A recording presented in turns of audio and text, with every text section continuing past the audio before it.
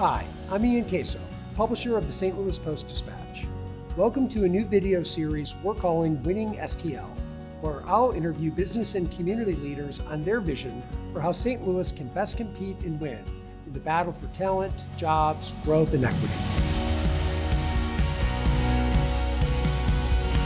We're filming today's segment at the beautiful 360 rooftop bar and restaurant atop the Hilton Ballpark, all decked out in holiday decorations for their seasonal Up on the Rooftop pop-up. And I'd like to thank the Hartford Small Business Insurance, the presenting sponsor of Winning-stl, for creating the financial opportunity to make this happen.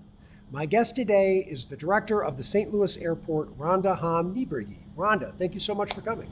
You're welcome. Thanks for having me. So Rhonda, set the stage for us on what's happening today at the airport. Well, it's come back after COVID especially, and I think that's important for people to know. 2019 was such a strong year for us. It was our best year in 15. We had 16 million passengers, which was a significant increase in those last 5 or 6 years. And so when we think about where we are today, we're almost back to that this year. So clearly seeing that rebound from COVID. And if we think about next year, we honestly think we're going to exceed that 2019 number. Wow. Well, speaking of the future of the airport, some news in the beginning of this year, some discussion around a master plan of a new single terminal at St. Louis Lambert. So let's talk about that. I'm really interested, and I think it has a lot of impact on our region. So I'd love to hear your thoughts on it. So master plans are required exercise by the FAA every 8 to 10 years. On this one, we really wanted to take an in-depth look, not only at the runway system, but at our terminal facilities and their lifespans, as a terminal that was built in 1956 is really coming to its lifespan of some of the infrastructure. So, having 2 terminals, it's not the most ideal situation. It's confusing to customers who aren't local if you have 2 separate terminals. We have 4 separate checkpoints throughout the 2 terminals. You think of the baggage systems. We have 2 separate baggage systems. We looked at gate efficiency. We looked at connectivity. We looked at single checkpoint. We looked at a single bag system.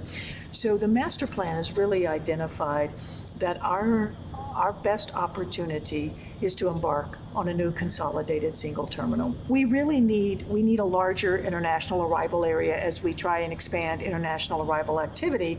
But when we lured Lufthansa here, one of the things we had hoped was that they would depart out of Terminal 1, the historic terminal, much bigger gate hold areas, much more opportunity. But they have to arrive in Terminal 2 because that's where the FIS is. And another critical piece of that was the non-aeronautical revenue. We know that we need more restaurants, and we don't have space for more restaurants. Same with parking revenues. We know we need a larger garage, so we can build a new garage that can give us 8,000 parking spaces. That's a significant increase of revenue coming to the airport. Okay, Rhonda, the obvious question is, how do we pay for it? So is this a taxpayer-funded initiative? How does this happen? I think that's an important question because it is not taxpayer-funded. So the way our U.S. airports work is that it's based on user fees. So your airlines are your biggest contributor, and that's why you always have to have an agreement with your airlines on a build like this because they will ultimately be the payers of the majority of that. And then you take a look at passenger facility charges. So every person that flies contributes $4.50 on their ticket to a passenger facility charge, and that goes back to the airport that you were emplaned in. And then you take a look at some of the infrastructure opportunities. So the FAA, we have a lot of airport improvement dollars that are available for the runway. And then for the first time ever in the history, you've got some terminal dollars right now that are available through the bill infrastructure. A large piece of this is the roadway system coming into the airport, and obviously we butt up against Interstate 70. Yeah. So working with MoDOT for some of the funding that is to enhance that whole corridor there. But it is not taxpayer funded.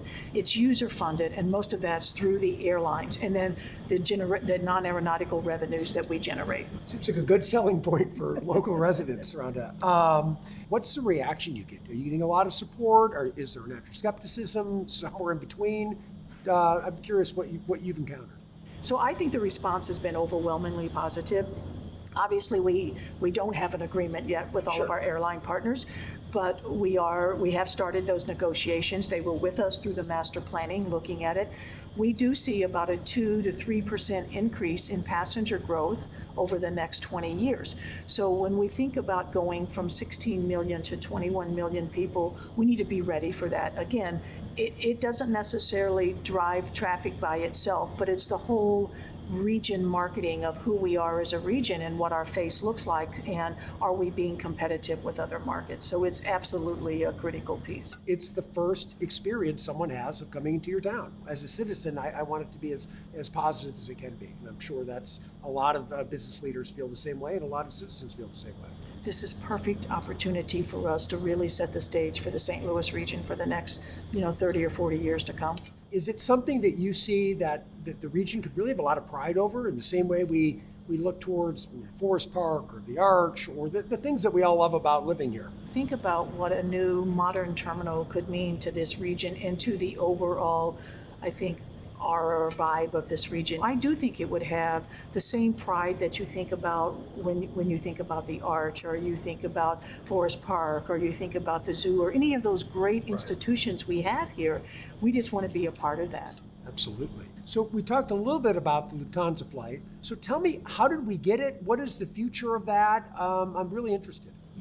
So, for a long time, it's been a big ask from the region about a true international European flight. And what we saw other regions getting it, in the business community was asking, why aren't we getting those? And I said, because we're not coming together as a region. And so, probably about 3 years ago, when a couple of the business leaders in town said, okay, well, what do you need? And I said, this is the package I need. And they came to the table through the Economic Development Partnership, through Greater St. Louis Inc., with a package that, in conjunction with the airport package, was a competitive package. The flight has been gangbusters. The first 5 months, the load factors have all been in the 90s. It's incredible, both coming and going. So I have to tell you this strange sense of pride I had being in the Frankfurt airport and looking at the departures board. And there was, I think, if I remember the story, it was Tel Aviv, Warsaw, Muscat, Oman, and St. Louis. I know. That made me, I can't tell you, it really made me happy. And it's what really made me happy is not having to connect through Chicago or Charlotte. Well, that's funny, because I've had at least 4 friends who've traveled and have taken pictures of the big, board with St. Louis and said, oh, this makes me feel so good, So it's nice when I'm not alone, people then. see those, yeah. Fantastic. Rhonda, thank you so much for joining us today. It was really great. You're welcome. Thank you.